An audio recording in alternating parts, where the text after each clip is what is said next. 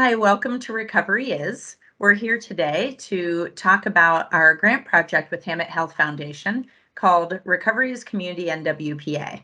It's a grant project or a multiple grant projects through the Rural Communities Opioid Response Program. And we're here to increase awareness of substance use disorders or use of drugs and alcohol and how that impacts people and our communities and what we can do to increase access to people getting treatment and hearing about prevention resources and getting support in recovery from substance use issues. So I'm here today with two really great people. Dr. Mandy Fauble is the Director of Clinical Care Services at UPMC Western Behavioral Health at Safe Harbor. And we're here today with Sam Hartle, who is our outpatient nurse coordinator at the Women's Recovery Center in Franklin, PA. That's also part of Western Behavioral Health. And maybe you can tell us a little bit about what you do and why you're here today. Sure. So I'm Sam. I'm the outpatient nurse coordinator for the Women's Recovery. And a little bit about what I do here is we connect with women, childbearing years. However, we specialize in working with pregnant women and postpartum women. We set them up with various resources. So part of my job is case management, setting them up with different resources in the community. We kind of talk with them and figure out where they are at in their recovery, if they are interested in possibly medications, depending on their substance use disorder. They also get set up with our amazing therapist, Amy, and they engage in therapy, which is a huge component of recovery itself.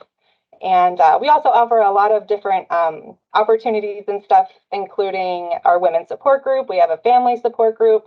So it's just a little bit of everything, lots of recovery, and just working with women and getting them to a point where they're ready to enter their road to recovery. That's awesome. Thank you for all you're doing. And then if you don't mind, I'll segue into you have a unique perspective as somebody working in the field, but also we really appreciate you being here and in your courage and telling your own story as a person with lived experience in recovery from your own substance use. So that gives you a great perspective and ability to help people in other ways, right? Yes.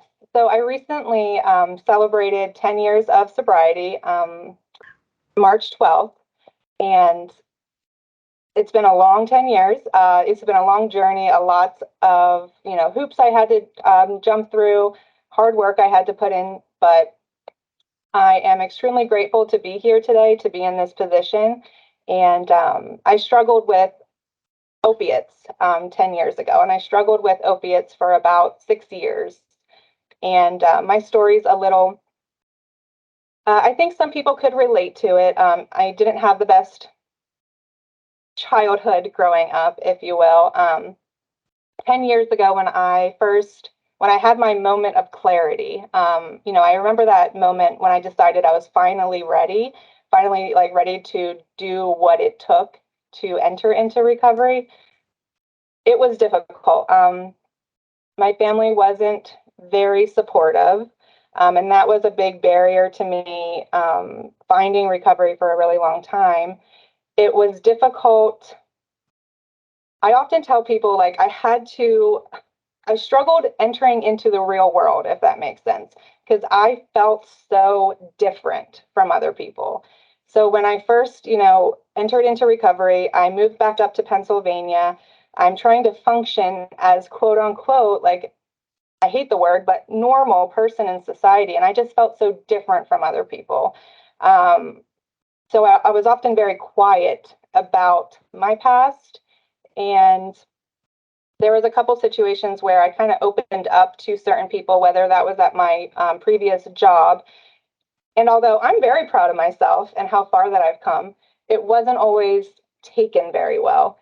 And that was very surprising to me. And after that happens a couple times, you kind of, at least for me, I naturally kind of close up. So then I get like, well, maybe this isn't something to be proud of, right? Like maybe this is kind of embarrassing or gross, because that's the the interpretation I sometimes get from people when they don't take my story very well. So it's been a rough road with stigma, um, with finding, supports in my life and getting here to where I am. Sam, can I ask a question? Is that okay? Yes. Because when you were talking about like sharing your story and how it wasn't received well, I mean, I think that's like the definition of stigma. I was thinking though, your prior jobs, were they in healthcare? Yes.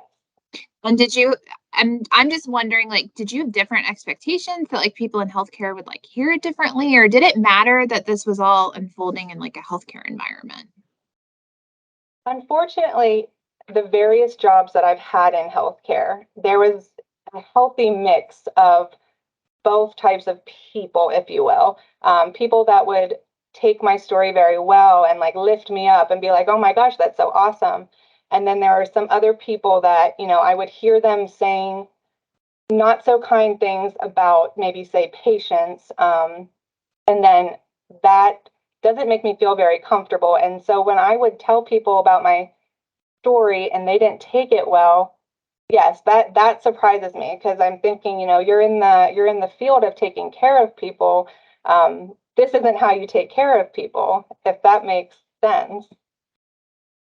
It does make sense. It's getting me thinking though about how people in healthcare were like everyone else too. I work in healthcare, right? And, I think I've had a lot of the same experiences that other people have had. I think that like have maybe promote stigma. And I think some of that is like fear, maybe, or that people have had really hard things happen in their own lives related to someone else's substance use or drinking or drug use, and that it kind of like makes it really difficult for them to have an open attitude about it. I mean, I think there are a lot of things that cause it, cause stigma, that is, but I guess I was just thinking that sometimes I think our expectations are higher, right? When we're with people that are caregivers and we know that people are really vulnerable and coming in and asking for help with really difficult things. So to me, it's actually super special that you work in healthcare and you're willing to kind of be so like open with your own experiences, because I think that can shift a system whose whole job it is to like sort of create a welcoming environment for people. It's really powerful. So thank you for being willing to share it. Thank you. When I first entered into sobriety, I had moved here from Florida. I had been homeless in Florida for about 3 years. And when I finally had that moment that I was like ready and willing to do whatever it took, I took a Greyhound bus from Florida to State College, where I decided to live with my father in Clarion, and kind of enter into this road. It was made very clear by my family that various roads through recovery, so MAT, therapy, meetings, they were not supported. It was made very known that like if I decided to go that route, I ultimately would not have a place to stay. There was a lot of comments made, you're trading one drug for another, kind of get over yourself. Why don't you just stop using drugs? A lot of uneducated kind of mindsets in there, but that really held me back and isolated me in my like early recovery. And I ultimately had to like dig deep and do a lot of self-discovery and kind of focus on like healing my like inner self by myself, which is not ideal. I would not recommend that for anyone. And that's kind of like why I love what I do, because I love setting, women up with just like this big support system so that they don't feel alone. They don't feel that they have to do this alone, and that one road through recovery to recovery is not, superior to others. Wow. I mean, just as you're talking, I'm thinking about how hard it is already to deal with being dependent on any type of drug or alcohol. And then you're also describing part of what I think sometimes doesn't get talked about with entering recovery is sometimes how much people give up. I mean, aside from giving up the substance, you're really describing you gave up kind of like where you were geographically, and then you made this like ultimate sacrifice, maybe about giving up or changing really important relationships in your life in the interest of promoting your recovery. And I just, as you're talking, I'm like, I don't know where all that strength would come from for someone or how people plug through that. And I'm just wondering if you have any insight into like what gave you strength during that time. So I had tried maybe 100 times, and I failed 100 times. 100 times, like into recovery, I tried and I failed. Um, and I had lived at my, people talk about what like rock bottom. I had lived at rock bottom for years. Um, What gave you that strength in spite of all of those things that you had to give up? Desperation. I was completely desperate for a different life. And I had felt that many times, and I had sought out resources or areas of treatment. Because what kind of bothers me is, um, of all the times I ended up in a hospital setting related to overdose or medical, say infections related to substance use. Not once did anyone offer any type of treatment or service. So I just felt so alone. And I felt like if in that moment, I felt like if I was going to do this, I just had to do it myself. And I don't recommend that anyone does that because I think that's very hard. And, I guess you can call it like white knuckling it for, the first couple months, maybe even the first year. And I would just push through every day. I often kind of thought of this mindset where you don't have to, you don't have to use or get high today. You can get high tomorrow. Just focus on today. And and then so tomorrow would come and same thing. You don't have to get high today. You can get high tomorrow. And it was just pushing off, and just focusing on the present, and just really like digging deep. So I think the strength just came from complete desperation, which is a very hopeless and helpless place to be.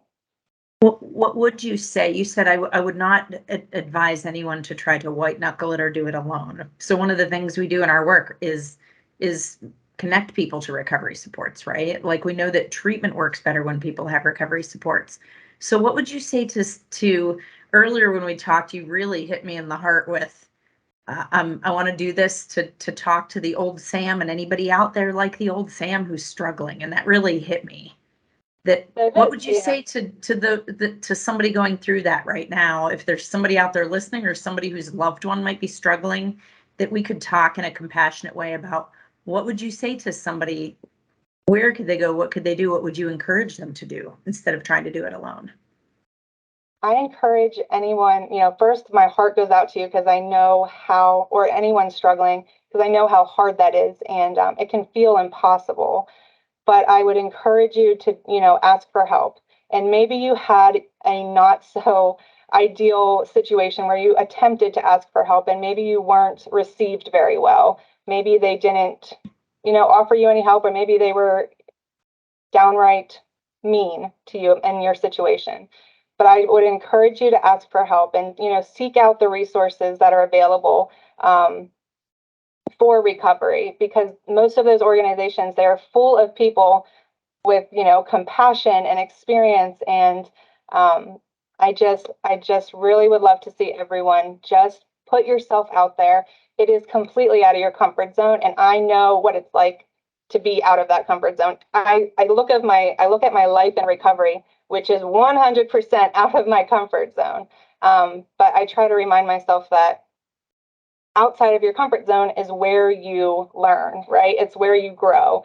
So it is scary, and I'm not trying to discredit that, and it feels impossible, but just please ask, and put yourself out there and just be very open to all of the different resources out there. And if something doesn't work right away, think about, first time you ride a bike, you're not, a motocross professional. So if it doesn't work that first time, just keep trying, keep, practicing, if you will, your sobriety. And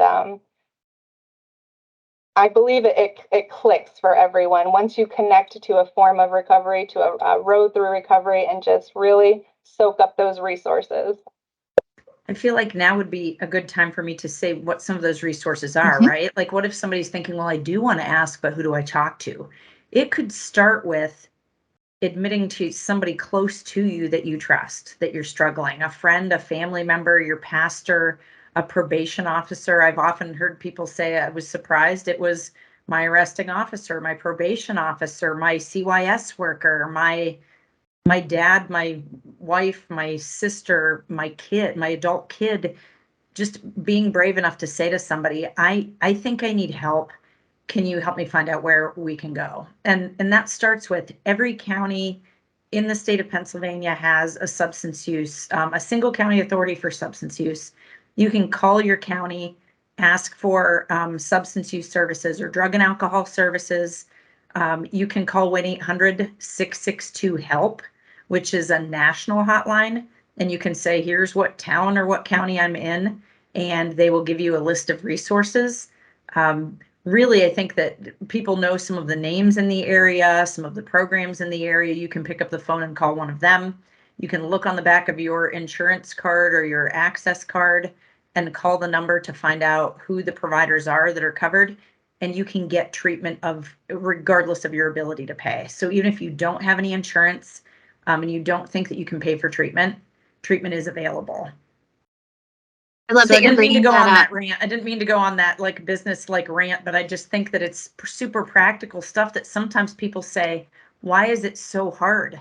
Like, I wanted to get help, or I tried to help my family member get help. Why is it so hard?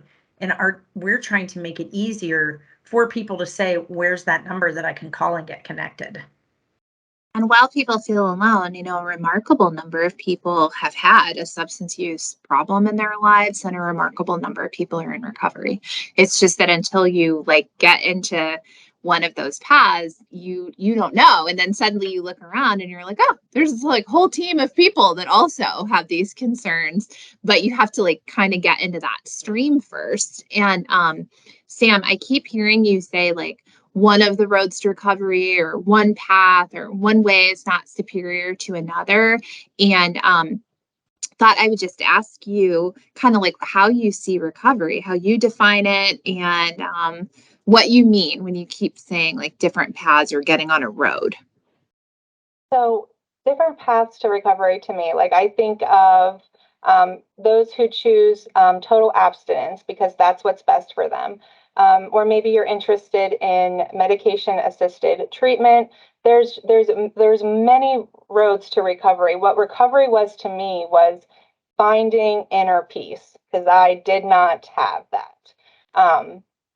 And I think that is lacking with a lot of people who use substances. I can't speak for everyone,